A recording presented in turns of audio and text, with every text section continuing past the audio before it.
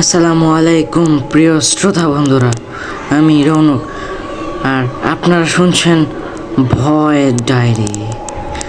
আজকের ঘটনাটি একজন অ্যাম্বুলেন্স কর্মীর জীবনের সত্য ঘটনা থেকে অনুপ্রাণিত।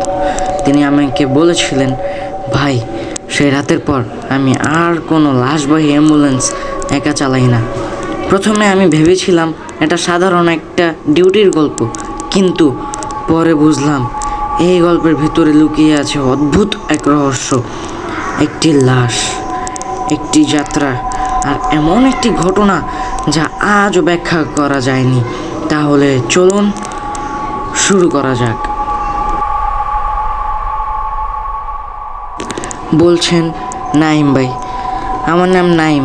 আমি একটি অ্যাম্বুলেন্স সার্ভিসে কাজ করতাম। ঘটনাটি প্রায় 2 বছর আগের, রাত প্রায় 12টা। একটি কল এলো, একজন মৃত ব্যক্তির মরদেহ গ্রাম থেকে শহরে নিয়ে যেতে হবে। আমি আর আমার সহকারী রাকিব রওনা দিলাম। বৃষ্টি পড়ছিল, রাস্তা ভেজা আর ফাঁকা। দীর্ঘ পথ গাড়ি দিয়ে আমরা গ্রামে পৌঁছালাম। সেইখানে গিয়ে একটু অদ্ভুত পরিবেশ দেখলাম।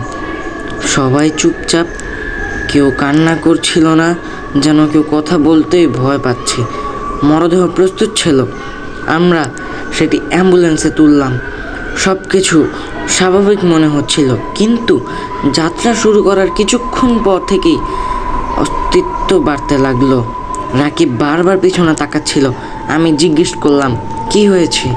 সে বলল, জানি না ভাই, কেমন যেন লাগতেছে।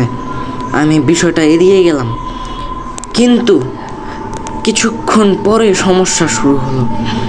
গাড়ির ভিতরে হালকা একটা শব্দ, যেন কিছু ধীরে ধীরে নড়ছে। আমরা রাস্তার পাশের গাড়ি থামালাম, সব কিছু চেক করলাম, কোনো সমস্যা নেই। তবু মন শান্ত হচ্ছিল না। আবার রওনা দিলাম। কিছুক্ষণ পর আমরা শহরের দিকে এগোচ্ছিলাম। হঠাৎ রাকিব চিৎকার করে বলল, ভাই, পিছনে কিছু একটা। আমি সঙ্গে সঙ্গে ব্রেক করলাম। দুজনেই ভয় পেয়ে শুনে গেলাম। মরদেহটি যেখানে রাখা ছিল সেখানে সব ঠিক ছিল, কিন্তু এক অদ্ভুত বিষয় চোখে পড়ল।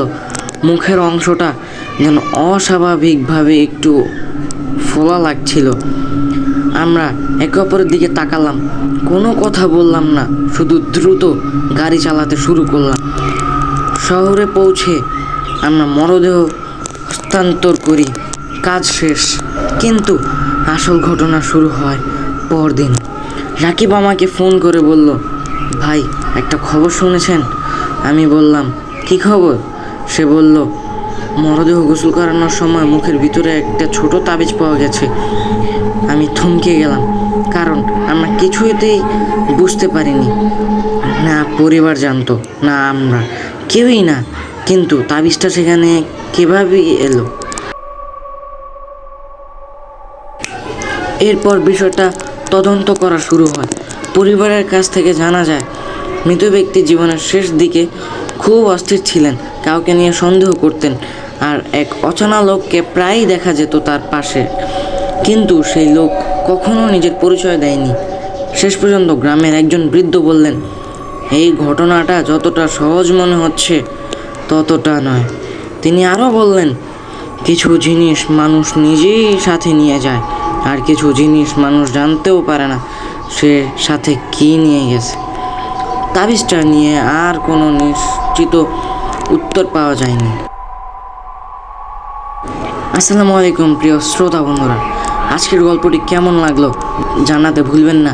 আমি রৌনক, আর আপনারা এতক্ষণ শুনেছিলেন ভয়ের ডায়েরি।